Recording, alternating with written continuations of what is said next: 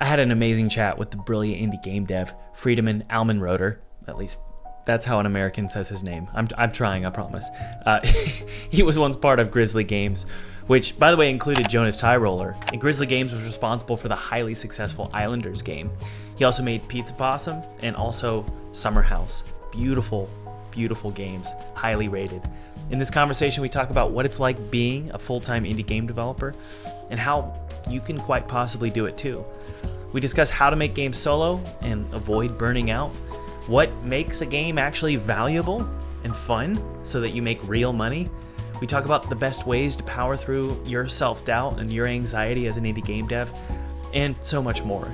We started out the conversation discussing why exactly Friedemann and his game dev partners, including Jonas Tyroller at Grizzly Games, were able to make such tight and small games that were incredibly profitable, while most indies, including me and maybe you, always end up making bloated, unfinishable games.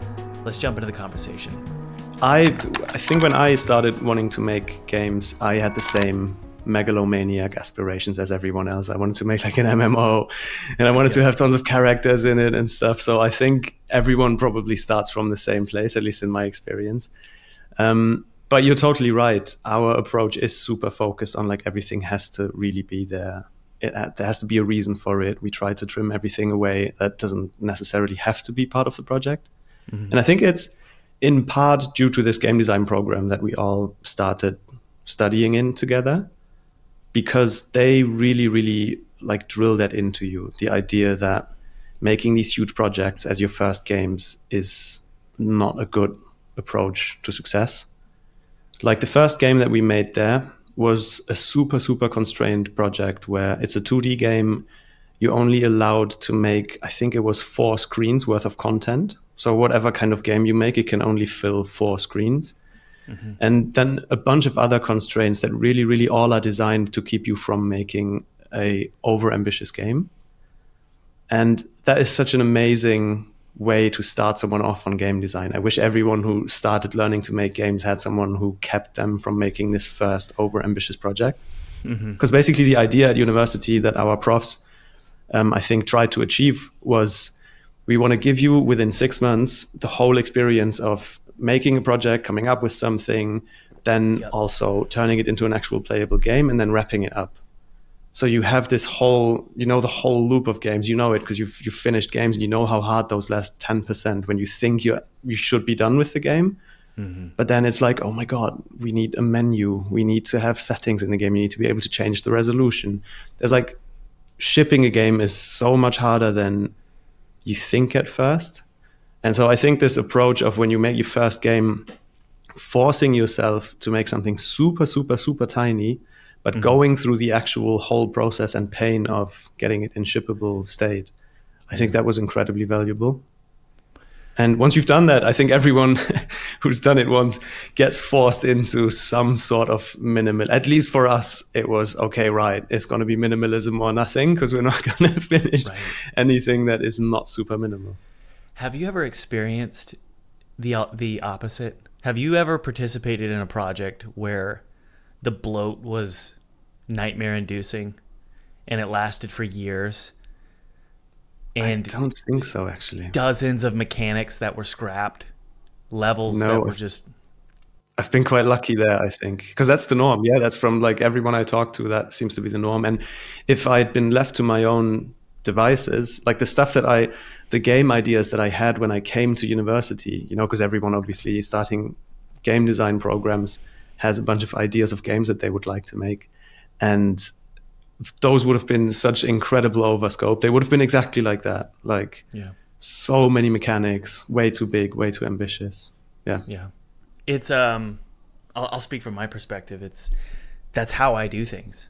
That's how I've done things for the last 10 years. It is. Right. I mean, would you say your games escalated into some sort of overscope and then you somehow rein it in and force it always. And interesting. It's how I've always done things since I can remember.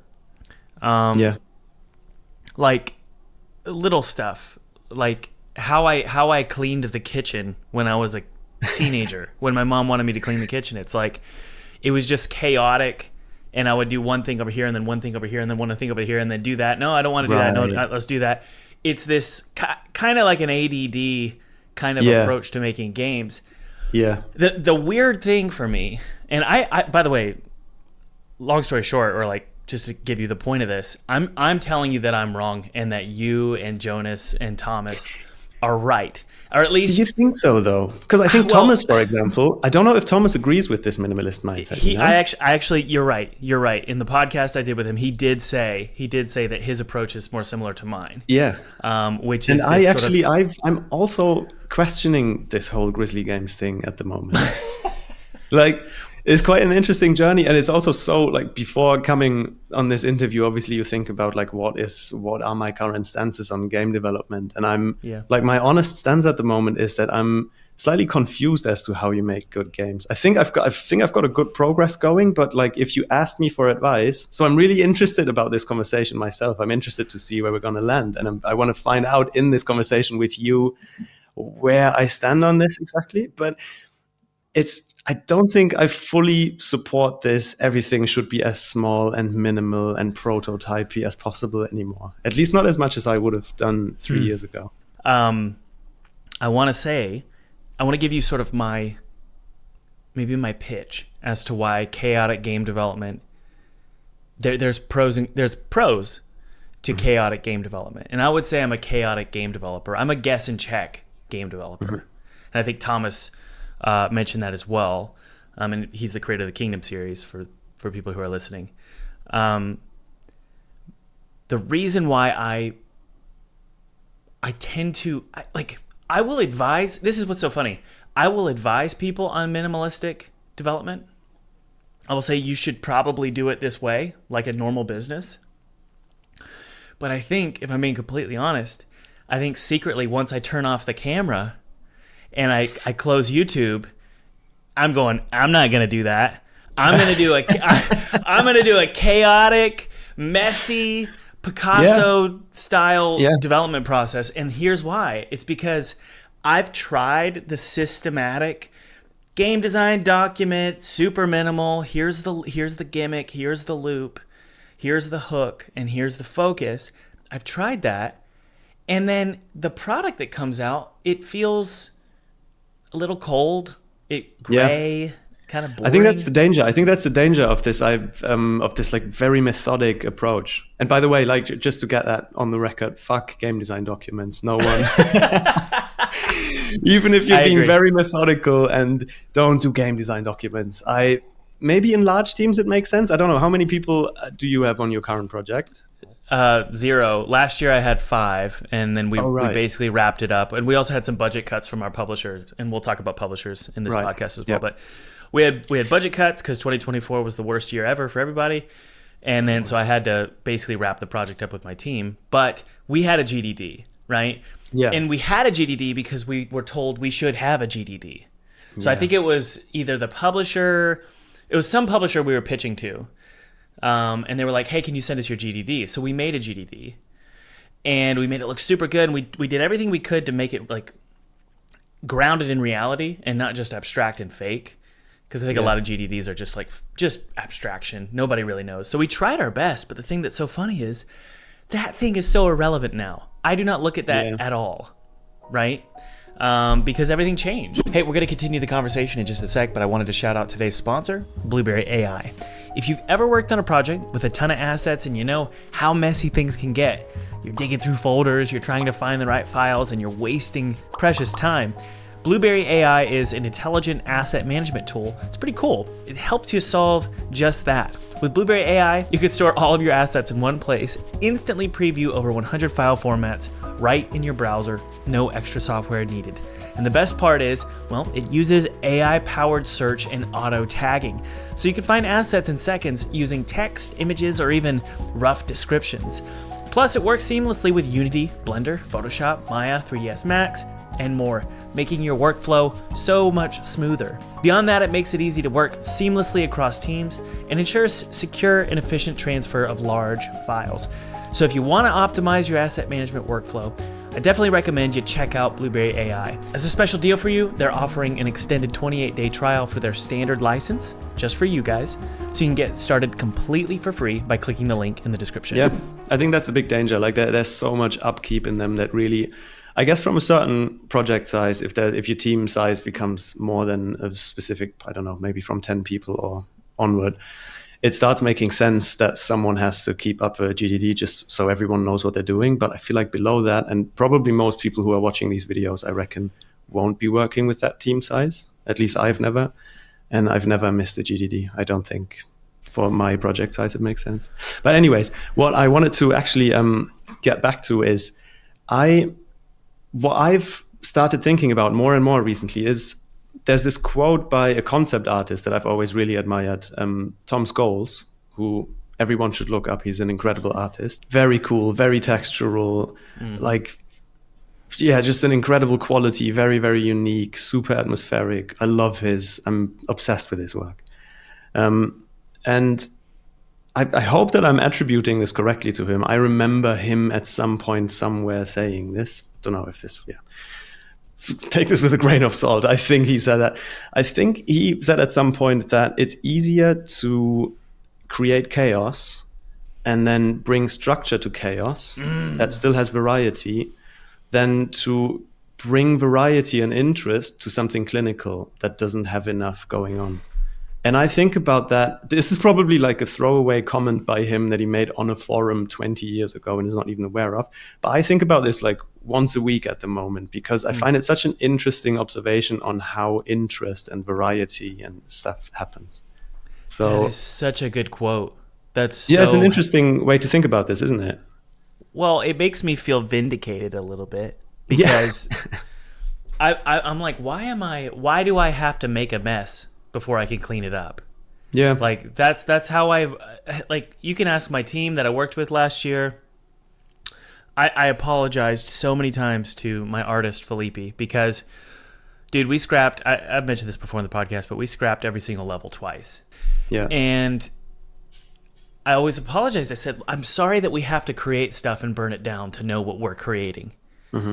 But that's just how my brain works, and it's a very expensive way to make games. It's a very expensive process, and I think there's a limit to it, isn't there? You have to. That's the difficult thing about giving advice, in my opinion, is that everyone would like there to be a simple thing that you can say, like a simple method where you can be like, if you do A, B, C, you're gonna make better games. And the longer I'm making games, the more I'm feeling like it's always some sort of balance that you have to strike. You have to allow for some chaos, but then you have to rein it in at some point.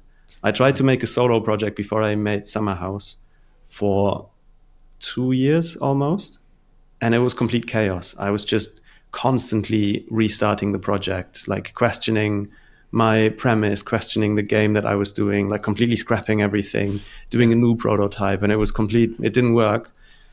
And that was definitely too far in one direction. But then on the other hand, you also have to be careful not to become too rigid in your ways of designing things and like not allowing for any sort of variety anymore or for surprises or for happy accidents. So I think it's, for me at the moment, it feels like a constant iteration of allowing for a bit more chaos, seeing what that does, then reining it in a little bit more, and just a back and forth. It's got to be a balance. I think that's the only way to describe it, because everyone's personality is so different. I have never thrived. I have never thrived with a clean, simple schedule where everything is like, this is what I do for this month, and then I wrap it up in 3 months or wrap it up in 4 months. I just don't thrive in that environment where everything's scheduled and locked up. In fact, I actually start to panic. Like last year, I had some deadlines with my publisher 3D Realms, and I was trying to hit every deadline. Like it became like a monthly thing where I was like, okay, I'll do these things and these story elements and this and this and this based on the GDD that I provided you. Yeah. Right. And it turned into this really just ultra clinical build of the game. And when I played it, I was like, this just feels so bland. Yeah, because you're not boring. reacting to things. I think that is the problem. You don't leave any space in there. That's like, I do quite a lot of like to-do lists, and I try to be somewhat structured in my approach, but it never goes further than the next week. Because I feel like planning further than 1 week ahead won't allow me. I will probably in that week find out something where I realize, okay, do you know what? The game actually needs this now. And I want to be able to react to those findings and not have forced myself to, okay, fuck, I need to work on this thing for 3 weeks now because I made a schedule a month ago. Yeah. So it's kind of like you're discovering the project as you go. Yeah, definitely. You're figuring it out. Whereas when I look at the way Jonas made Thronefall, it seemed like, and I know you didn't work on that game, but like it seemed like the way that he made that, it's like they knew what it was from the beginning. Yeah. I think, like, I obviously didn't work on Thronefall with them. I saw them go through development and played some builds like along the way and saw some prototypes, but I think they also have there's sort of a give and take from at least what I could see, and definitely what we were doing with Islanders is you have quite a strong idea of what it's going to be. Like you can see the rough outline of it quite well from the beginning. And I've come to believe that it's quite important to be able to see some sort of rough outline before you set off on a production. Like nowadays, when I'm making a prototype, I try to get it to a place where, okay, I can roughly tell you what the game loop's going to be. I can tell you how, like, the player's going to get some long-term motivation out of it. But then when you get into the actual production and you start making the game, there should be a lot of space for realizing, oh, do you know what? Maybe we can remove this element completely. Maybe we can merge these two elements. Maybe we can, Would you say that's great? Would you say that it's important to at least get confirmation that your core gimmick or your core loop is solid? Yeah. Okay. I think that puts it really well. Like, I feel like you should see the shape of a finished thing in your head, and then that shape can change and you can maybe find something better. But I feel like the way I make games, I can't start working on something and not know how the whole game would work. So I usually start off with a complete idea for a game, but then I allow a lot of space for that to change. And I feel like Jonas and Paul probably agree with that you then go off on these little prototyping sessions while you're doing production, where you have an idea for a feature and you think, okay, do you know what? Maybe we should make a quick prototype for this feature. And then if it works, you implement it. If it doesn't, you scrap it. Yeah. So it sounds like your sort of thought process here is something like it's good to know what you're making, at least in its abstract form. And it's kind of like taking a blurry photograph or pointing it's like pointing the camera at, okay, this is what I want to shoot, and it's all blurry, and the next 6 months is focusing it perfectly and framing it just a little bit. But it's all about that. It's like it's like focus. Focus is really the best way I can describe it. It's focus, and it's rearranging elements. I feel like maybe in the metaphor, you haven't taken the photo yet. You can still move stuff around in the frame, but you have, from the first composition, from pointing the camera at the image, you know what you want to show. You know that, hey, do you know what? The idea that I want to communicate is the following. You have a premise. But then you realize, do you know what? I can actually communicate these two things together if I just combine them into one thing. And yeah, I feel like that's a lot of my design process is like a subtractive approach, where I try to realize that maybe I can fuse two elements and thereby make the game simpler. Or maybe I can remove something and thereby put an emphasis on another element. For example, in SUMMERHOUSE, the last game that I made, there was I had this whole very, very elaborate system for how you could place different blocks in the game at different depths. And it was very difficult to control. There was a bunch of stuff that was super unintuitive about it. And then at some point I just realized, you know what, maybe I can just build like an automatic system that figures out where blocks go. Right. And I implemented that, was able to completely remove the manual depth selection, and it made everything way, way simpler. And then 3 months later, I realized, you know what, maybe I should still have the manual depth selection as like an optional thing in the game. So I put it back in. And so, yeah, it's like I feel like it's quite a searching, meandering process a lot of times. Yeah. I like that word subtractive. I think that's, in a way, it sort of reminds me of, making a movie, where Peter Jackson, he makes a 4-hour Fellowship of the Ring film, and then he has to start cutting, you got to cut away the bloat from the project. And that to me is, I think, one of the reasons why so many people don't make games. They don't finish them, and they don't make money from games. It's not because they're bad at it. It's not that they're not talented enough, or they're not getting funding or something. I think it's as simple as to reach the finish line is it's almost a humiliating process. Yeah. I don't know how you felt with your launches, but I launched the demo for Twisted Tower 4 days ago on Steam, preparing it for Next Fest. And it is the most naked feeling. Yeah. To put this thing out there that you've spent 3 years on, that you've I almost feel like if the game was like a living entity, it has been abused by me. Like it is, I have treated it so poorly. And you've probably chopped some limbs off left and right. You've starved it for a week because you had to do some other stuff. You had to do marketing. I know, exactly. You've just abused this project. It's humiliating because you feel like a bad parent to the project. Like I have 3 kids, and I always feel guilty. I always feel like I'm not doing enough for them. And I feel that way about my projects. It's like I am such an idiot for like cutting this level and making that level and getting rid of that soundtrack or that song from the soundtrack and just constantly changing stuff. Yeah. So once you finally put the project out there in front of the world and you launch, like for me, it was the demo for Twisted Tower, you feel like I feel gross or like guilty. It's this weird feeling of guilt or shame. Right. That the final result took this long. And interesting. And so it's almost this feeling of like inadequacy or a sense that I this is what it is. It's this feeling of I faked my way, or I tricked myself into getting this thing polished. And in my head, I'm like, for most people, this would take them a year. But for me, it took me 3 years. And it was only because I powered through.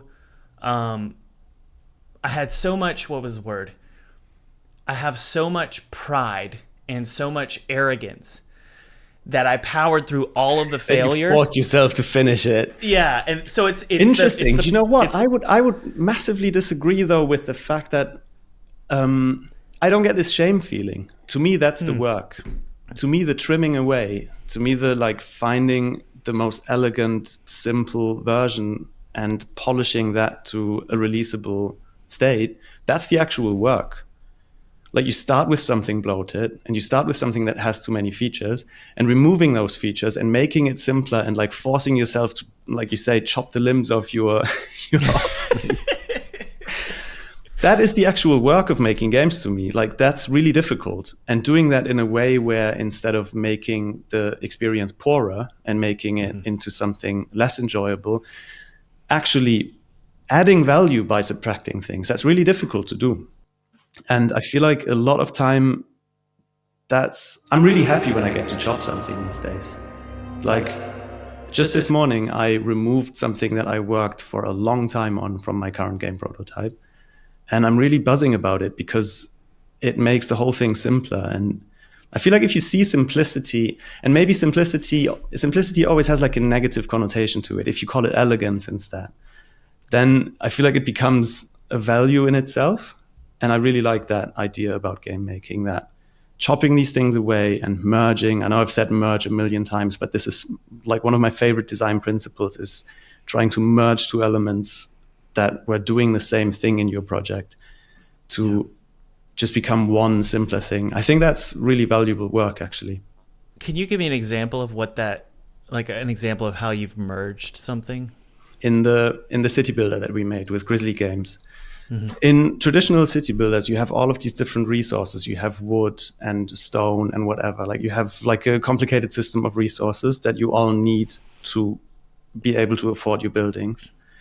And in Islanders, we had the idea, what happens if we merge all of these resources into one unified thing where you basically just have points.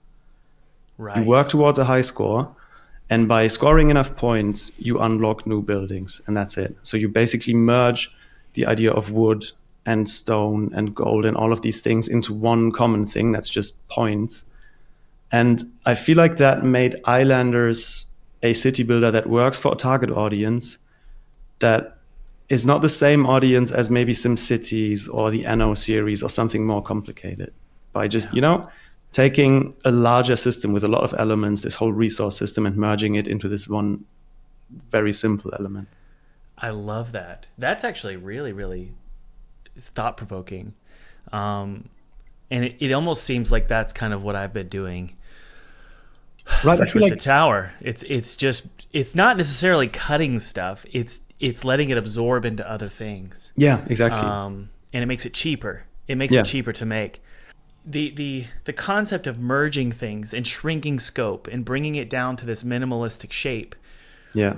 That is foreign to a lot of indie game developers and people who play video games, because they don't, in their head, they're like, yeah, but I'm competing with AAA. And it's like, no, you're not.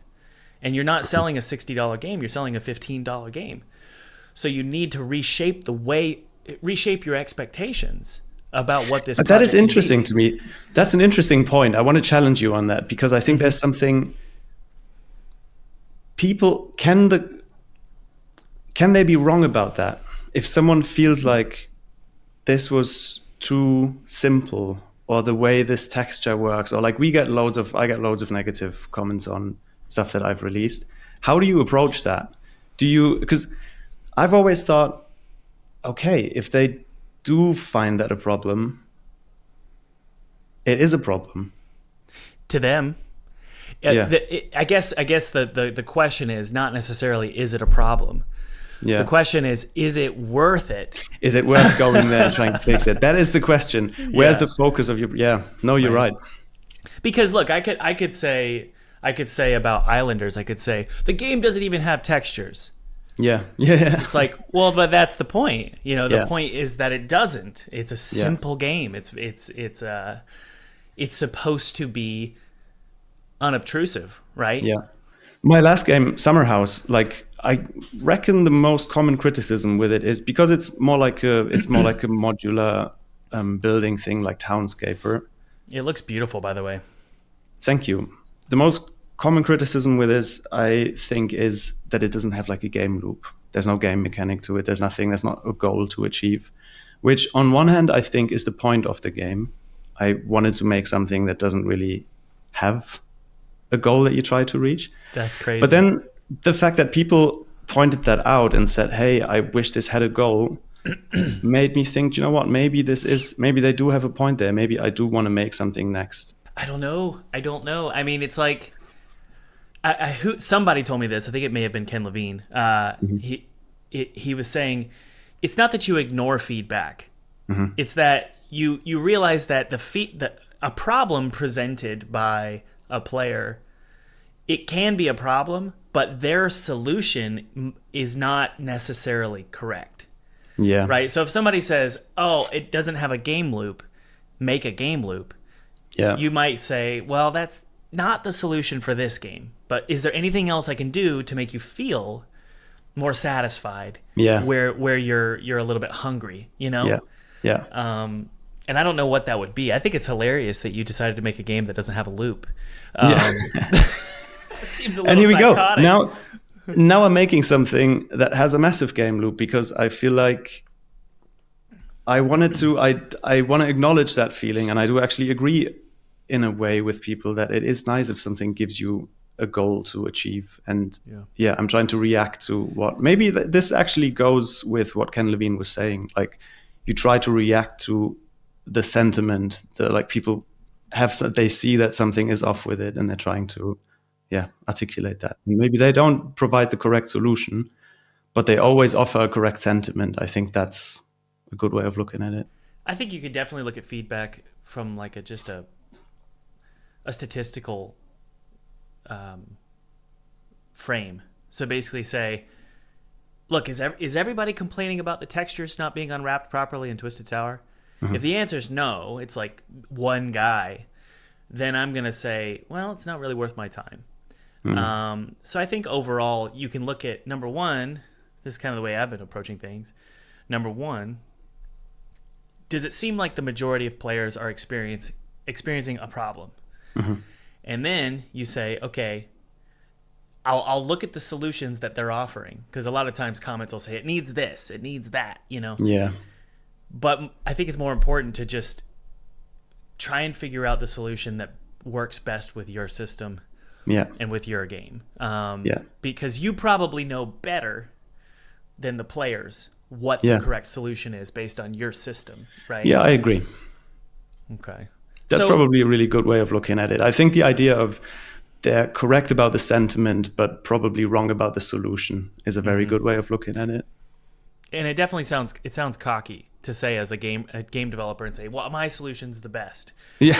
But you understand. Well, it's your game. SUMMERHOUSE. You're going to have to implement the solution. So right. Your solution better be the best. Dude, tell me about this art style for SUMMERHOUSE. I'm going to throw it on screen for the edit here. This is unbelievably beautiful. Thank you so much. I appreciate that. I was thinking yesterday how I'm making a game that is inspired by BioShock. It's like, it's everyone who sees it, it's like, yes, this is clearly a BioShock-inspired game. And I was thinking yesterday, I was like, man, I wish I was like a lot of other game developers who can almost instantiate a style from nowhere. It just like a big bang. Is that what SUMMERHOUSE is? Is this style inspired by anything, or did you just come up with this? No, this is like very, very inspired by a lot of things. For me, often style is also like a synthetic process where you start off with something that touches you in some way. In this case, there's a Japanese artist called, I think, Kento Ida is the name. I hope I'm not getting this wrong. Let me just Google this real quick. They are making these really, really gorgeous, very minimalist, but super colorful compositions. And when you see them, you're immediately going to realize that, okay, right, that's where SUMMERHOUSE comes from. Yeah. Because it has these striking blue skies. It has these very vibrant white, yellow, like in the landscape, there's a lot of saturated yellows going on, some reds, like very primary colors. So if people knew who Kento Ida was, they would all say that when they're playing your game. Oh, this looks like Kento Ida. Yeah, I think they'd be like, this is a pixelated version of Kento Ida. Yes. Well, it's and cool so that you're willing to say it that. all started with his love for his illustrations. And then I initially started making some low poly shapes that sort of mimicked this style. Yeah. And then I'm a huge fan of A Short Hike, which just an incredible game. And I just, as an experiment at some point, thought, what happens if I combine the Kento Ida minimalism with this like really unifying element of pixelation, which really masks the way assets are stuck together, is masked really well by if you just put a pixelation filter on the final image. So I was like, okay, maybe that will help me with a bunch of the weird intersections between objects that I get from this minimalist low poly style. So I put that on top, and then I think the two of them basically almost are that style. If you run Kento Ida through a pixelation filter, you're basically at SUMMERHOUSE. Oh, my 2D art is almost like graphic design. Yeah. you know, where everything is so you move precise shapes and around, clean. you balance them in the composition. Exactly. Yeah. It's like why a lot of my art, if you look at it for my 2D games, it looks like it's like everything's a circle. Like everything's made out of circles.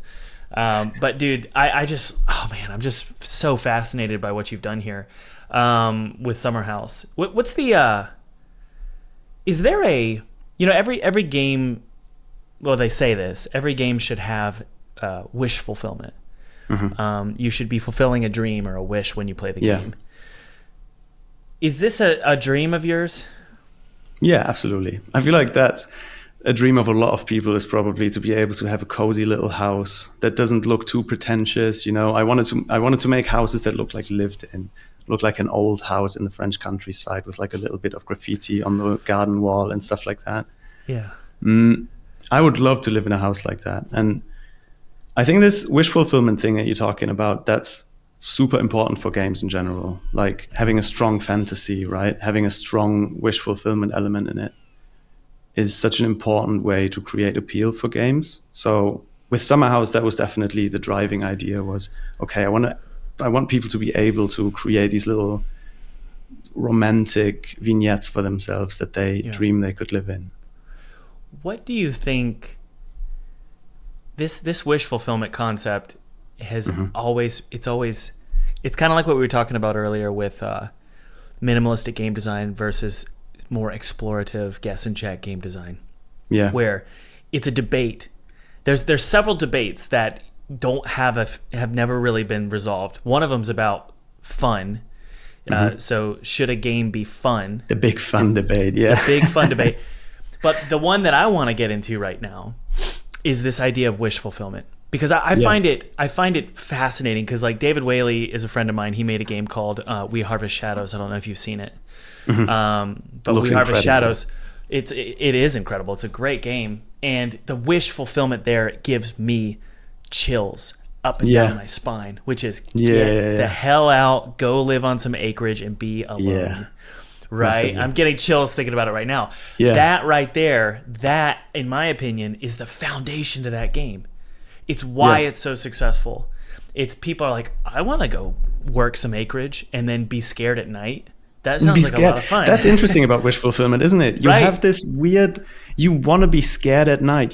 For some reason, part of your fantasy is, I want it to be spooky. I want it to be a little bit dangerous. I want it to be an adventure that I am a farmer in the countryside now. Isn't that funny? That's by the way, that's what I was getting at, which is I want to get your thoughts on this. What is the wish fulfillment in a backrooms game? Good question. What do you think it is? I don't know. I think it's nostalgia. It is definitely, there is a wish fulfillment element to just being in a very coherent, strong aesthetic, right? Yeah. I feel like the backrooms are just a very aesthetically coherent experience. There's something about it that just makes sense. Like the weird static, the old like 60s, 70s vibe. There is something about it that just clicks and makes sense. But then, I don't know if this wish fulfillment works as well with horror, does it? I think about it like when I see a backrooms game, I feel like I'm 10. And I can't quite figure out why I feel like I'm 10. And I would love people in the comments to let me know their thoughts, because backrooms, in my opinion, it relies on liminal space. So like liminal space is the theory that holds backrooms together. Yeah. And liminal space at its core, it looks like someone was just there, but they're not there anymore. So like a good example of this is if I walked into a house and there's a tea kettle and it's steaming, but nobody's in the house. And all you hear is a ticking clock. What is that? Why does that give you chills? It's intrigue, isn't it? It's like, okay, have you ever seen the Langoliers? No. What's the that? Langoliers is it's a TV show by Stephen King, or it's a book by Stephen King, and then they turned it into a TV show, and it's about a plane that gets stuck or paused in time. So time moves forward, but the plane is stuck in a set time. And so when they land the plane, the world is frozen and empty. So it's as if the plane went back in time and that time exists, but it's emptied out. So it's like you're previously so everyone else has moved on and they live in like a past and they're version stuck of in this empty place. Right. That is liminal space at its core. And I'm bringing this all the way back to wish fulfillment, which is, what about being in a timeless space is wish fulfillment? But I think at that point intrigue comes in, doesn't it? And like mystery and this weird, we all, like, I loved these kids' books that they have where it's like unresolved mysteries left in the world, like 50 unresolved mysteries, and then they pretend that the Yeti is an unresolved puzzle that we haven't gotten to the ground of. I loved those so much as a child because they make you feel like there is something out there in the world that hasn't been fully explored yet. There is, like, you might still get your letter from Hogwarts, you know? I feel like there's something to that. And I think a lot of horror and spooky stuff gives me that feeling where there is something out there beyond the edges of like explainability and science, and it just creates this space of possibility. You know, I think that's what intrigues me about it. You know, so I'm a religious guy, okay? Yeah. And so, but I can admit, like, people say, well, it's easy to believe in God or like believe in the devil because it makes you comfortable. It comforts you. It makes you feel like, well, there's more to this story than just the boring day to day, you know? Yeah, that's a nice thought, isn't it? And if it's comforting, if that gives you comfort, that's great, isn't it? And I'm not saying, so for me personally, I'm not saying that that's why I do it, but I can admit, yeah, it is comforting. Yeah. And so when it comes to horror games, it's almost like religion, where it's like, you want to feel like it's almost better to believe that there's an evil entity out to get you. Yeah. Like a demon or a ghost or a cult that wants to rip your limbs off, because it makes you feel like your life has some kind of purpose or meaning. Yeah, and there's something it's not all just boring. Exactly. Yeah. There's something beyond the everyday. And it also implies if there's an evil cult, maybe there's also great magic. Maybe there's cool, fantastical wizards and stuff. But I'm not a horror. It would be interesting to make a horror game and to like really get into all of these, to all of these headspaces and try to figure out where it actually comes from, the intrigue. I don't know. I mean, what do you think about the fun debate? Do you think that games need to be fun? No. I think... So quick, no. No, I think I'm very, very open as to what a game can be. I feel like if the creator, it's sort of like the art debate. What is art? I feel like if the creator says it's art, it's art. And if someone says this is a game that I've made and it has like the rough outlines of a game, then I'm fine with it being a game. It doesn't need to be fun. Will I enjoy a game that's not fun is a different question. Like, I do like my games quite fun. I struggle with games that make me feel like I have to work through them. But that doesn't mean they're not games. That doesn't mean games have to be fun. I would like to be bold enough to make something that like casts the idea of fun aside a bit more maybe in the future. But fun is definitely great for selling games. So I think that's where a lot of the debate comes from, isn't it? It just makes for great economics if your game is fun. Yeah. That's probably a better way to ask the question, which is like, is fun important for a commercially viable game? Yeah. Yes, it probably important. Is a good element. Yeah. There are ways to make a lot of money with games that are not super fun, but I think it definitely helps to have fun, engaging co-op, doesn't it? Yeah, well, that shifts me to the next thing I want to talk about, which is, why do you think that so many people aspire to make games, but they never do? Good question. I think it's hard, isn't it? It's just actually, like, when I speak to friends about making games, or if someone learns that I'm a game developer, the thing they say the most often is, I wouldn't even know where to start, how to make a game. How do you even make games? So I feel like for a lot of people, it's just... still the technical hurdle of getting into game development is super high. The tools have become more and more democratized over the last couple years, but it is still just incredibly difficult to do it. And I get it. I feel like if you have a day job, if you've maybe had an education in something else, taking the leap and like actually trying to make a game yourself, that is super difficult. So I reckon it's that. Yeah, it's the technical difficulty of it. You know, it's funny. I'm about to compare what you and I do to rocket science or brain surgery. Mm-hmm. But like, imagine asking a brain surgeon to make a game. You know, it's obviously you have to be trained and you have to figure it out. But yeah, it's a tall order. It's a tall order to make a fully finished game with all and I'm especially learning this right now because again, we released the Twisted Tower demo and like settings are so important on the pause menu.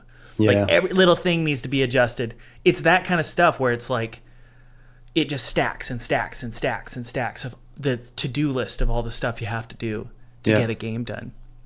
And so I'm being a little bit tongue-in-cheek when I say, I wonder what would happen if you asked a brain surgeon to figure out how to make a game.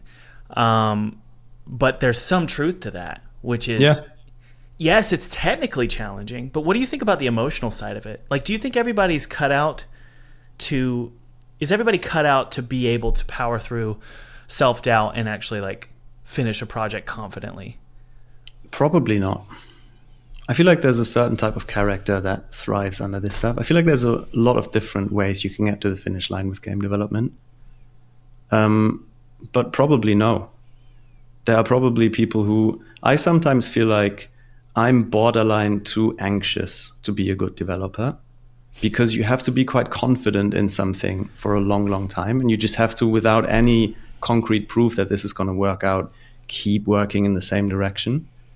And I do struggle with that. If I work on something that's why the first games that I've made were all very short production cycles.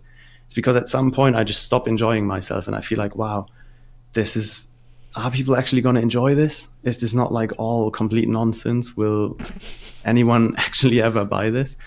So it probably helps if you're someone who's really confident, if you're not a very anxious person. It helps to be disciplined. It helps to be organized. But then on the other hand, there's probably a very good ADHD way to make a game, where someone who's completely all over the place figures out their specific way of arriving at the finish line and making great games. So yeah.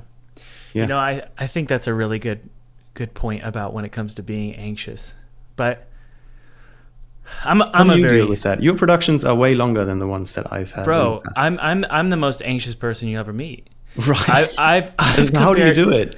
How do you I keep making a game for more than a year without completely losing yourself in the anxiety? Well, that you're assuming I don't. Right. And I was talking to my wife on the day that we launched. So imagine this, you know, we've worked on Twisted Tower for 3 years. Mm-hmm. The game has cost more than $500,000. Mm-hmm. Wow. With investment money, my money, you know, everyone combined. That's scary. It is scary. And you're putting all this time and all this money into, and for 3 years, into this game, which is basically a nostalgia game. It's basically like a 2000 shooter set in a carnival castle, you know, like a Disney World type castle. And so it's like this really strange gamble to make. I'm looking back in hindsight at the whole project, and I'm like, why did I do this? Like, what was this? Why did I just decide I'm going to go all in with this idea? Yeah. Like there was no signal to me that said, "Hey, Thomas, this game's going to make a ton of money." This is the one. I didn't do the Jonas Tyrell approach where you test 10 prototypes and then you get confirmation on one. I didn't get any of that. I just went for it. And by the way, I'm not bragging. I'm not like saying, well, I'm such a hero. I'm saying, no, that's like stupid. It's like you're playing Texas Hold'em and you're going all in with like an ace and a 2. It's risky. I don't know if do you think it's stupid? Maybe it's just risky, but I think it's a legitimate approach, no?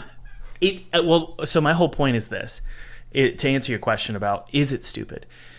I have, for 3 years, I've had just like crazy heightened levels of anxiety, constantly feeling like a fraud, constantly feeling like I'm just making crap up as I go. But there's another side of me that's like insane levels of confidence where I'm like, nobody knows. I know. I've got this figured out. And it's like two different personalities that are like married and fighting. And for some reason they can coexist. I know that feeling, actually. There's like, you can have very strong day-to-day anxiety and think, oh my God, this is all not going to work. But at the same time, have this underlying confidence that for some reason you should keep going with it, which can be quite destructive. I've found that to be a dangerous force in my life. Have you? You don't think they complement one another? It depends. I feel like if you balance them out well enough, they can really complement each other. But I've really gone through a prolonged phase of trying to make my first solo project before Summerhouse, where I kept going and I kept pushing in different directions and it just wasn't working out. And I think what I needed at that point, I then at the end of it went into therapy and just figured out a bunch of stuff that didn't have anything to do with games. And really? I think that was back then, probably it shifted into a destructive force where something told me to keep going, but it wasn't a constructive discipline. It was just this fear of, oh no, I can't let go. I have this self-image that I'm a genius game developer and I'm going to emerge from this victorious, holding a glorious solo project in my hands. And I just wasn't. I wasn't on a path anymore where that was some sort of valid outcome, and I had to completely reset. I had to completely shift my approach. I then went on to make Pizza Possum with Thomas, which was a great experience, and then started working on Summerhouse, which became a successful solo project. But I had to really, really figure out some other stuff before I could succeed in game development. I think that's important to keep an eye out for. That's something that I've learned, is that to make good work, to do art, if you want to call it art, what we're making, or to be a creative, it, like, the base level that it requires is you have to be healthy. You have to have a solid mental health. You have to take care of your life outside of the work. And then the work can come on top of that. That's where I'm at the moment. I'm trying very, very hard, and I'm putting a lot of effort into maintaining a healthy life as a basis for then on top of that, I can be a bit obsessed with game development, and I can maybe sometimes work a bit long, but it always has to be on the basis of a very, very healthy general life. So I totally agree. So you were working on this solo project before Pizza Possum, and it sounds like the primary motive, and you abandoned the project, by the way? Yeah.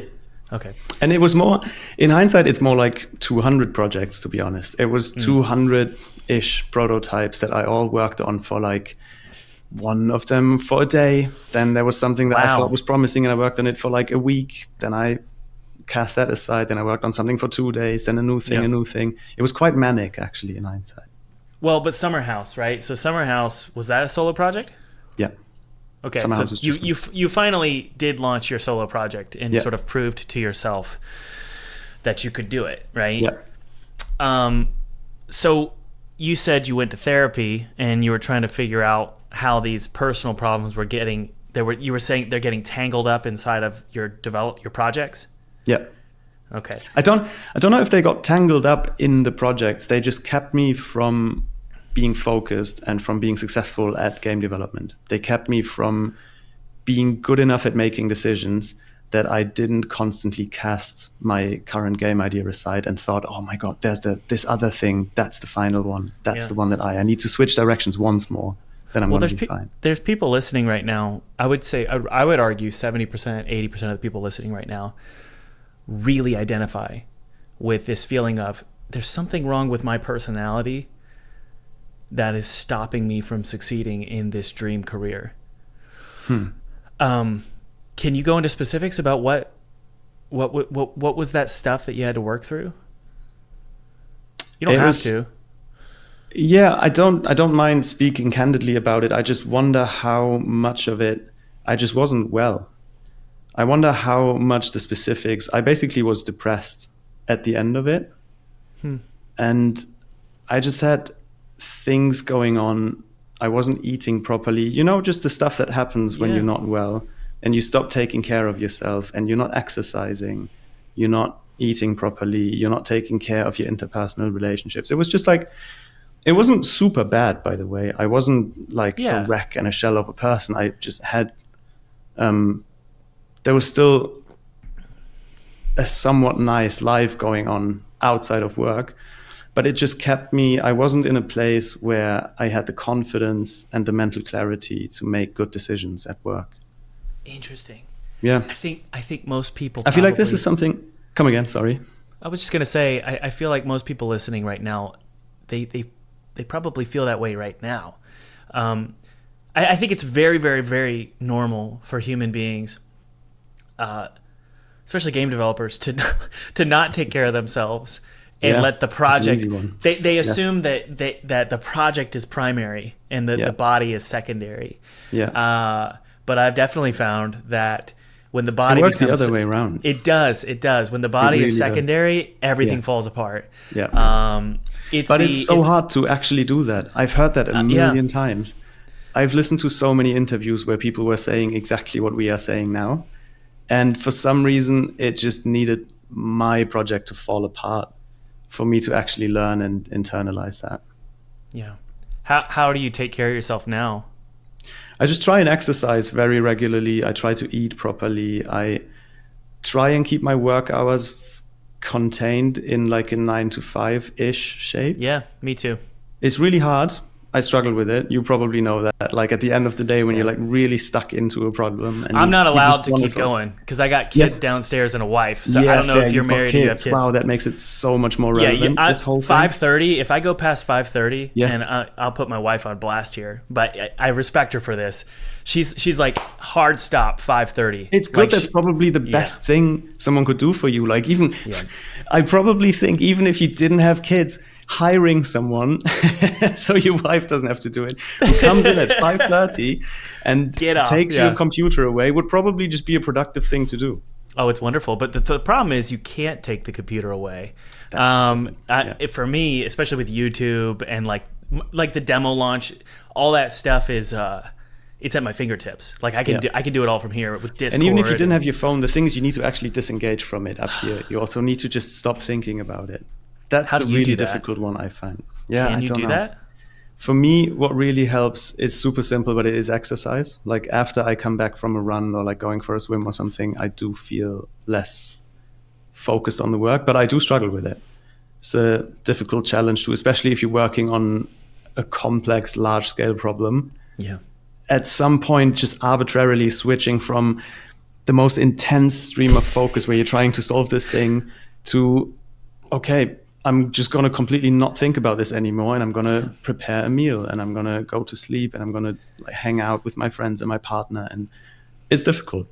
It's so difficult. It's like stopping a train. Yeah, it is. In a way, like a runaway train. You meditate. Yeah. Do I meditate? Yeah. I pray. So So I mean, it's very similar, except I believe it's probably the creator of the universe, but it's similar.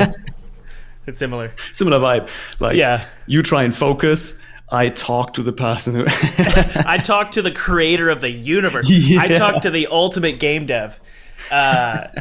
While you sit cross-legged and focused, you feeble meditate. Me... I think that really helps me because meditation, I think, is a lot about noticing what your brain does. Mm-hmm. I don't know if prayer, I'm not a religious person. I don't know if prayer works the same way, but meditation, for me at least, is a lot about just becoming aware of what your brain is thinking about. Yeah. So that training, that is quite good at catching yourself and being like, oh, do you know what? I'm thinking about work again while I should be not thinking about work. And so that really helps me at getting better at switching off. I think that if a non-religious person wanted to experience prayer, now I believe there's more sort of magic behind. I actually believe I'm talking to somebody, right? Mm-hmm. But if a non-religious person wanted to get that similar experience, it's something like meditating on the scale of the universe would probably be a way to do it. Yeah, because what you're doing is you're just, and I talked to Ken Levine about this actually. he actually doesn't. I think he mentioned something like in the podcast that he doesn't like thinking of relative scale. Right. Like, because I always think my problems are this big compared to God. Yeah. You know, God, if God is infinitely big and infinitely loving, then this problem is infinitely small, and it's like it like vanishes, right? It becomes a null reference exception. Does that help you? Does that make it more comfortable? Yeah. Oh, right. Of course. Every night when I'm going to bed, and I put my 3 screaming kids to bed.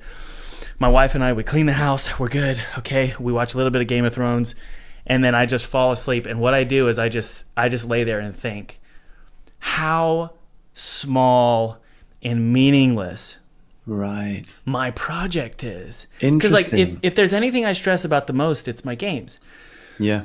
And what I do is I just go, okay, if there's a creator of the universe or a mind, or like for a more agnostic approach, which is if there's something out there that made all of this, that thing is so freaking big and so infinitely huge that my problem that's going to end up in the dirt, by the way, because we all do, that problem is nothing. Right.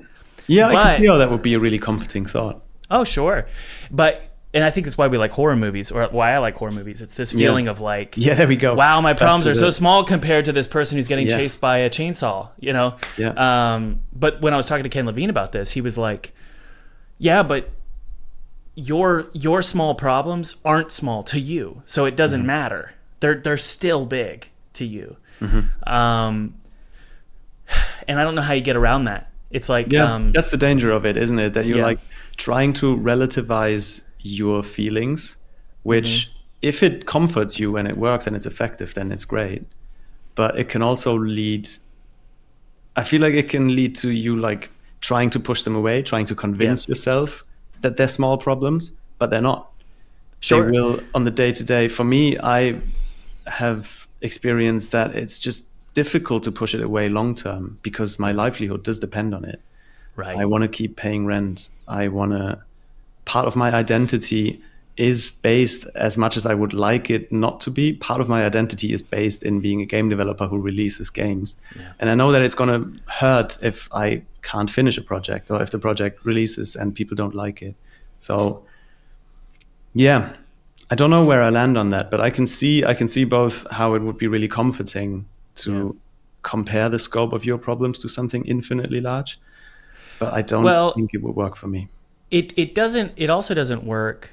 Like, for example, and by the way, when I bring all this up, I'm not saying this is the right mentality. I'm just saying it's a trick. Oh yeah, of course. Like it's kind of like a hat trick. It's like you can relativize things and it feels pretty good most of the time.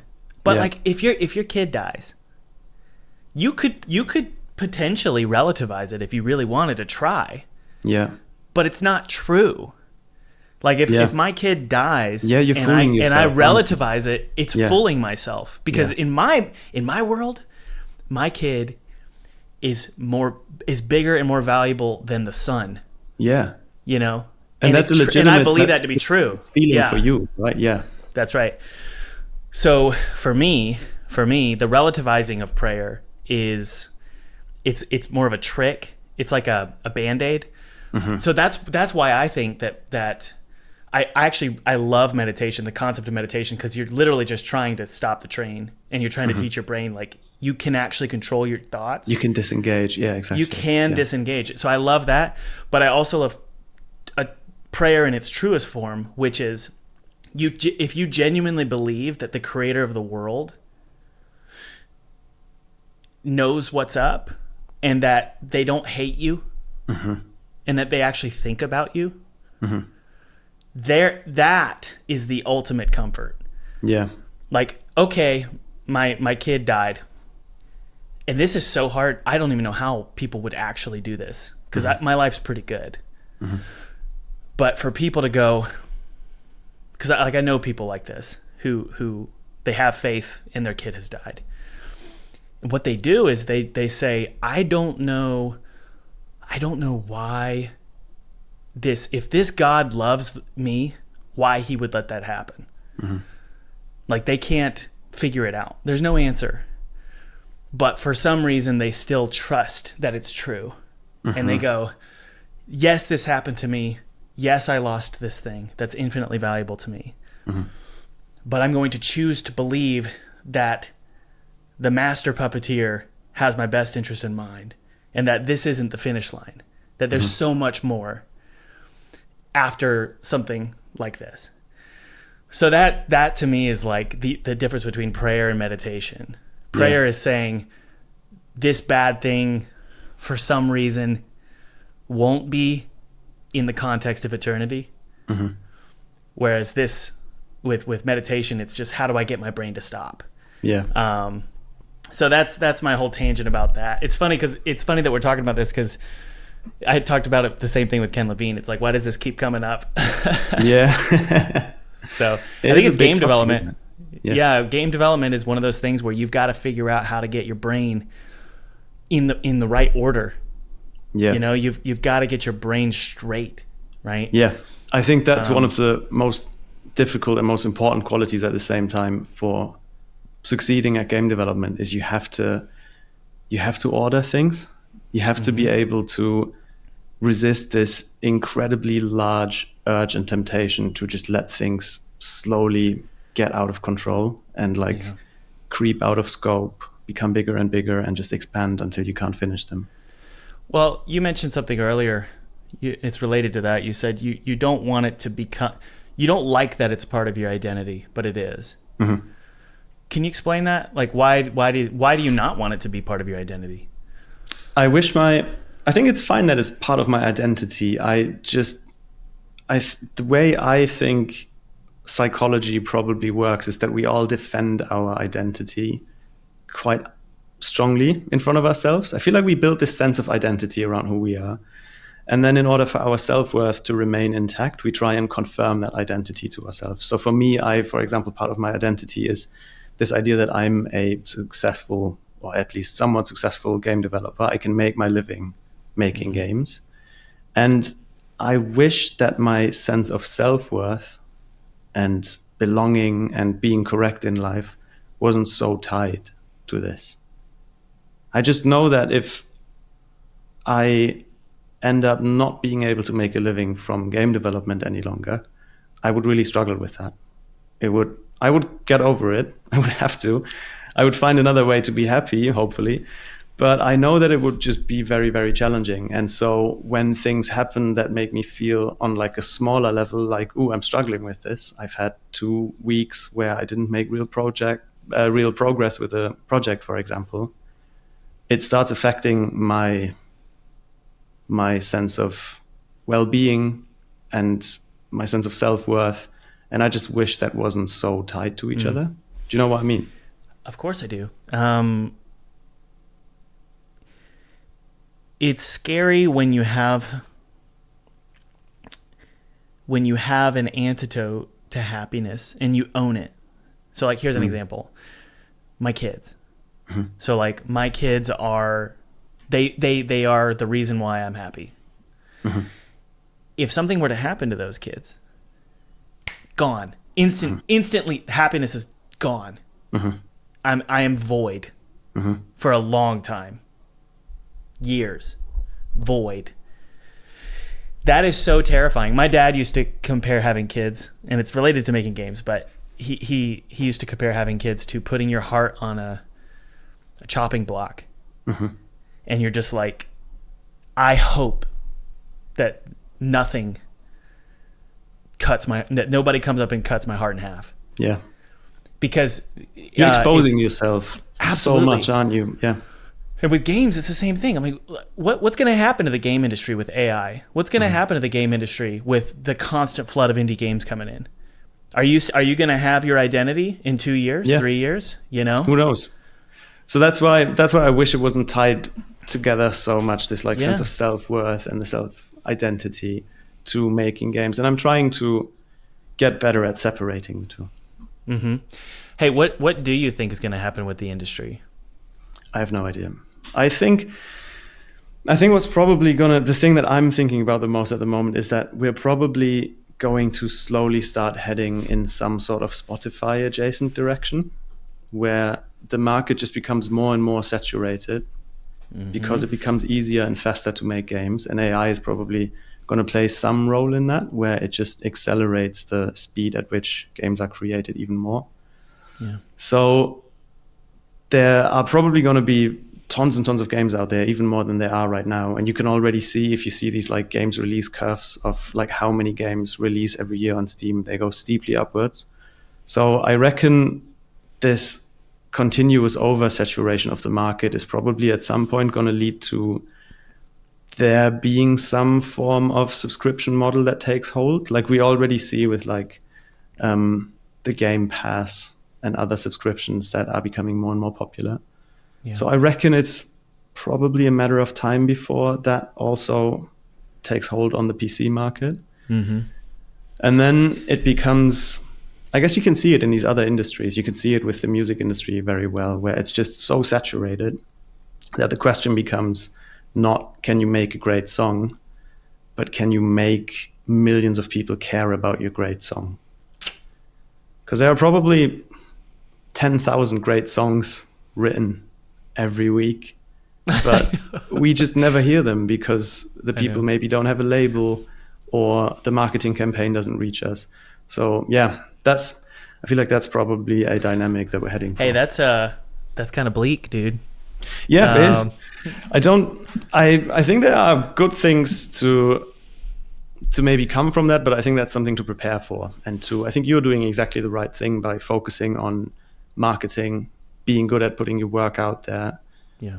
You know, those kinds of skills I think are going to become more and more important. One thing I've been focused on like a hawk is what we're doing right now, which is thank you very much. You're helping me build my audience. Yeah.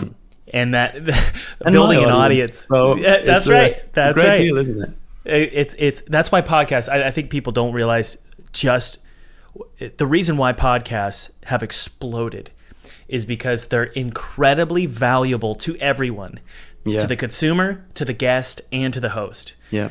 Podcasts are insane because it's a conversation. It's super cheap. You have a conversation. You cut it up into pieces. You sponsor the pieces, so you get sponsorship money. You can also sell your own products, get wish lists, all this stuff. Yeah, and then the guest there's a lot of potential winners there, isn't there? Oh, there's a ton. And then the guest gets to sell their book or sell their game or whatever. You know. So audience building, I think for me, it's what I'm sort of hedging my bets on, which is let's pretend that we get Steamify. And it's Spotify on base, but it's Steam. Let's say that happens. God forbid. At least if you have an audience, you can direct traffic to that platform. Yeah. And use that audience as Tinder. A lot of people have said, well, let's say I get 10,000 followers on Twitter or Instagram or YouTube. A lot of people are thinking, that's not enough to make, like, what if I get a 1% or a 0.5% conversion rate for the game? That's barely any money. And I'm like, yeah, but that's not the point. The point is to use them to explode or create a fire within another algorithm in another ecosystem. Yeah, exactly. Right? Creating like an initial impulse that will then push you high enough in the next algorithm. Yeah. Yeah. I do want to sort of push back against your idea that PC or Steam might become a subscription service. Don't you think that Steam would have done this already if they thought it was valuable? I wonder. I think maybe you're right about that, because they could, obviously. They have such a humongous market share. They could obviously do a subscription service. Mm-hmm. I hope that we're not going to see this for ages. My hope is that this is not going to happen. I love, with all of the problems that it has, but I love the current shape of the Steam ecosystem. Me too. It's allowed me to be an independent game developer. I really value being able to sell my games in a way like that to customers, where we all seem to have an understanding, not like the mobile market where people expect to get at least half of your game for free or maybe the whole thing for free, but with advertisements. On Steam, you still have this amazing ecosystem where we get to pretty much directly, I mean, Steam takes a cut, obviously, but we get to almost directly sell to customers. And they expect that they're going to have to pay money for it, and then they get a complete game without any like advertisements in it or something like that. Sure. And I hope that's going to last forever. I'm just suspicious that it maybe won't. Well, I think it's something, there's like, what's the phrase? Don't fix what isn't broken. I think Yeah. Steam has been operating that way. Steam For a reminds me of long like a time. microwave. It's like I don't think or a toaster. A toaster hasn't really changed since like the 40s. Yeah. I don't think. Steam is kind of like a toaster. Yeah. It's like it's just always been this way. It's just always worked like that. Yeah. And the back end is awful. I don't know what your thoughts on Steamworks are, but it's just It's the tricky. ugliest. It's so tricky. It doesn't have to be tricky, you know? No. But it is. Maybe this is my anxiety, but I think I get a little bit suspicious maybe of things that have run like this for 20 to 30 years. And I just keep thinking more and more, how long is this are we actually gonna be selling games on Steam like this in 30 years? Or is there just at some point someone's gonna sneak up? Maybe it's not gonna be Steam. Maybe someone else. Maybe it's gonna integrate into another game. Maybe, don't know, Fortnite becomes a subscription service in some way, and then everything is integrated into, who knows where it's going to come from. But I don't know. I see Steam. I see Steam as, in a way, kind of like a middleman. So like, maybe I'm wrong here, but I'm just sort of thinking out loud. So oftentimes the traffic can start with a streamer, right? Mm-hmm. And then the traffic comes through the streamer, and then it hits Steam, and then the Steam algorithm engages with that traffic, and then it pushes it out. Mm-hmm. And then so Steam, the Steam algorithm is reacting essentially to streamers, for example. Mm-hmm. So you get a huge impulse of traffic, the algorithm sees it, and then gives you more traffic. Yeah. My theory is, and by the way, that's not the only way it works. It also can work where you just release your game on Steam and you don't get any traffic, and it's just slowly the algorithm picks it up, right? Yeah. I'm not sure if maybe that's happened for you where you didn't really rely on streaming. Yeah. We often just didn't have much traffic that we directed to Steam, and it just worked on the platform. I guess the reason I bring all this up is, could it be that YouTube, TikTok, Instagram, Twitter, they sell games on their platform? Yeah. Netflix is already doing it, right? Yeah. Which makes no sense to me. I have no idea how they're doing it, Yeah. why they're doing that. I keep see them popping up in my little Netflix when I'm scrolling that there's games now, and I haven't really looked into it, but they're good games. Are they really? Great stuff on there. Yeah. Well, how do you play them though? Are they like DVD games? I haven't done it yet, but I feel like it must tie in somehow with your Netflix subscription on your phone, and maybe you then get sent from your Netflix app into the game store or something. Don't actually know how it works, but it's great games, great titles on there. Yeah. Well, okay, so let's sort of wrap up here with, I wanted to ask you, what are, I like to try and ask this whenever I'm wrapping up a conversation.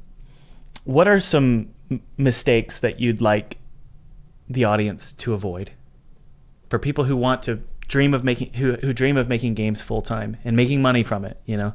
Yeah. What are some mistakes that you'd ask them to avoid? I think one of the biggest ones touches on what I've been saying earlier about my failed solo project attempts. I think this urge to abandon your project can get so huge. At least in my experience, that's something I've really struggled with, is you're in the depth of it, and you will at some point invariably hit that point where you feel like it's not a good concept, it's not a good idea, it won't be very fun, and it's just so much work ahead of you still. And it's so easy to then make the mistake where you think, maybe if I just had another game idea that's a bit easier to make, I won't have any of these problems. And so I think persevering beyond that point and just pushing on and realizing that you will, with the other game, also arrive at that point at some point where it just feels like you won't be able to finish it. I think that's one of the biggest things that you need to learn as a game developer, is persevering when it's really, really difficult. I wanted to confirm what you said. Yeah. So it's not just you saying this. Like, I actually have a bodily response to that feeling. Yeah. Of the number one, the game sucks. Number two, I've got a ton of stuff to do. Yeah. Therefore, I need to quit this thing. I'm in way too deep. Yeah. My physical response is like a cold sweat, or like I'll get flushed and then a cold sweat. It's this feeling me of, too. The one It's where like- you have to change your clothes afterwards because you smell so weird. It's a sweaty palms feeling of you're Yeah. looking. The best I could describe it is like if you've ever swam in the ocean and you've looked down and all you see is just bleak blue. Yeah. That's the feeling of Yeah. what am I doing out here? Why am I making this stupid game? There's too much to do. I'm out. And you need to push on. You just need to push beyond Okay. that feeling. You need to try as hard as possible to make it into a good game and then put it out there. It's so much But better to release. Didn't you quit? You quit one of them, right? I quit So one of you them. did. Yeah. Was that necessary, or do you wish you would have powered through? That one, to be honest, the one, like I said, it was like 200 little Okay. attempts. So the last attempt that I quit was like 3 weeks in or something. Yeah. So I quit something. I feel like it's fine to quit a project 3 weeks in when you realize, okay, this is probably not a good idea. There's nothing here that will develop into a full game. It's not a good idea to quit 200 3-week projects in a row. That's at some point you have to catch yourself and be like, okay, right, I think I'm fooling myself here. I gotcha. Okay, what were you gonna say? I interrupted you. Sorry. I think the scope thing, that's the classic. Don't get carried away by scope. Don't, let cool little ideas for mechanics distract you too much from the fact that you will have to ship the game at some point. You're going to have to put so many things in there that you maybe don't think about at the beginning. Like we talked about the infamous setting menu earlier. Like all of these things, it takes so much time in the end. If you want to add localization to your game, if you want to maybe add controller support, there is so much stuff coming that you don't initially think of. So make sure you plan some time in for that. How do you know when something's outside of your scope? How do you know when something's outside of your scope? That is a interesting question. I reckon you have to somehow extrapolate. Like you will just have to, at some point, extrapolate in a way, how long is this going to take? How long are all the other things going to take? And does it fit in? You'll have to make some sort of timeline and put down estimates for, okay, right, I'm going to take 2 weeks to make the character controller. I'm going to take 4 weeks to do the character animations. I'm going to take 2 weeks to do the settings menu. And if at the end you arrive at a point that's beyond the latest date where you can either ship because you still have budget, or it's just a date where you will lose your mind if you don't ship the game. If you arrive at anything beyond that date, you're out of scope. You need to cut stuff. I think it's a very important question to ask because you can't know what's out of scope if you don't know what's in scope. Yeah. And you have to have a scope in order. You've got to have a scope. You've got to know what the thing is. Yeah. And it helps for me to know what the price of the thing is. If I know it's going to be $15, I'm like, okay. Yeah. It's like the price of a McDonald's meal. So it doesn't have to be, your greatest creation. It doesn't have to have everything in it. Yeah. Even though people will complain and they will want it. They will say that the texture doesn't wrap properly. That's right. That's right. They will say that SUMMERHOUSE should have had a game mechanic, but it is what it is. And I think that's really important to just see the value in putting it out at some point in the best possible shape that you could get it in. And for me, that's maybe another thing for people to avoid is working without deadlines. I used to think that if you don't have a deadline, that's great. And it means infinite freedom. And it means that you can make something that's going to have all the features that you want in there. But it does actually really, really help to have a deadline. Like you said, you need to have a scope. And if you don't know by when you're going to be finished with the game, you can't test new ideas against that. You can't test, will this fit in? So I think it's really important to, at least at some point, maybe once you have a final prototype that you feel confident about, or when you start production, or whenever, as early as possible, I would say, commit to a deadline, and then every now and then sit down, lay out everything that you have to do from now till the release of the game. Yeah. And if it doesn't all fit, cut. That's so important to actually cut the things instead of, it's so easy to then go ahead and be like, oh, do you know what? Maybe I can actually do the settings menu in 1 week instead of 2. And maybe I can just spend less time on all of these things. And then you just squeeze them and you just discard your initial time estimates and you make it work somehow. That's usually not a good idea. For me, what do they call that? The Pomodoro method? Have you heard of this? No. The Pomodoro method is, the Pomodoro technique was developed, blah, blah, blah, blah, blah. He uses a kitchen timer in the shape of a tomato, and that's why they call it a Pomodoro is a tomato in Italian. Yeah. So it's a kitchen timer in the shape of a tomato, and he would break work into 25-minute chunks. And what he found is that when you gave yourself this time limit, you made it work. Yeah. You fit the amount of work you thought you couldn't. Your body functions differently, I guess. Yeah. So I think it's similar to what you're saying, which is like, give yourself a deadline and you'll be surprised that you could probably hit it. Yeah. Right?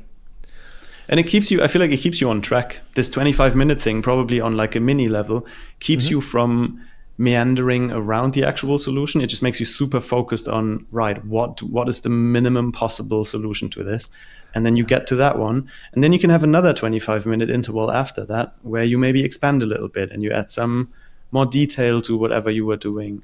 You know, like for a drawing, for example, if you need to make a visual asset and it needs to be a crop for your farm game, then maybe the first 25-minute just makes you create the minimal possible thing that will read to the player as a pumpkin. And then you've solved it. And then if you don't have any more time, you can just move on. And if you have more time, you can take a breather, reset your little Pomodoro timer, and then spend 25 minutes adding polish and detail for another 25 minutes, and then see, am I going to spend another 25 minutes on more, or what is that actually fine? Did I accomplish what I did? But yeah, I think that's a great example of deadlines being important. The question becomes, what elements do I crunch on? And what elements require breathing room and creative space and dedication to slowly and patiently pursuing it? And this is what I've found to be true lately with my games. It's so valuable to have people come over, like be in your physical presence and play your game. Yeah. 100%. Because you can watch and you go, oh, there's some stuff here that doesn't matter to this person, but I thought it did. Yeah. And then there's other stuff that does matter. So like people were so frustrated by the fact that pressing escape doesn't get out of the pause menu. Yeah. So in my game, you could press escape and it goes to pause. Yeah. But in order to get out of it, you have to click continue. Yeah. And I haven't fixed this yet, by the way. I still need to fix it. And it's actually a much bigger problem than what, those what are the people things. think. You would never think that will cause you any headache. And it does. Here you are. And to explain why, if people are curious, is because the way our input system is set up, if you press escape, it'll open it up. But if you have it so that escape closes it, it gets stuck in an infinite loop. Right. So because it's pressed, so it tries to close it immediately. So you need a timer and a coroutine and all this stuff, or you need to reset up the input or whatever, and the input manager. It's because of the back end of the game that makes this so problematic. Yeah. So it turns into like, it tries to open and close it. But I bring all that up because that's actually something that's of high value. Yeah. When in my mind, I would have said, no, that's not high value. I need to worry about other stuff. And then you see 20 people furiously hitting the escape key, trying to close the pause menu. And you're like, do you know what? This is priority 1, possibly. That's right. Fixing the escape button. No, 100%. I just had Paul, Grizzly Games Paul, over a week ago to test my current prototype. And it was the most instructive, productive hour that I've spent working over the past 3 months or something. Wow. Because it gave me so much insight and so much like prioritization into what has to happen next. It was 100% co-sign what you're saying about get people into the room playing the game. I love that. Well, Friedemann, this has been really, really insightful. I've learned a ton from you, man. Is there anything you wanted to leave in the link in the description? Maybe the link for SUMMERHOUSE, my last solo project. Sure. Is still on sale. We're currently part of a bundle that's probably going to be over by the time people see this video. Yeah, but maybe.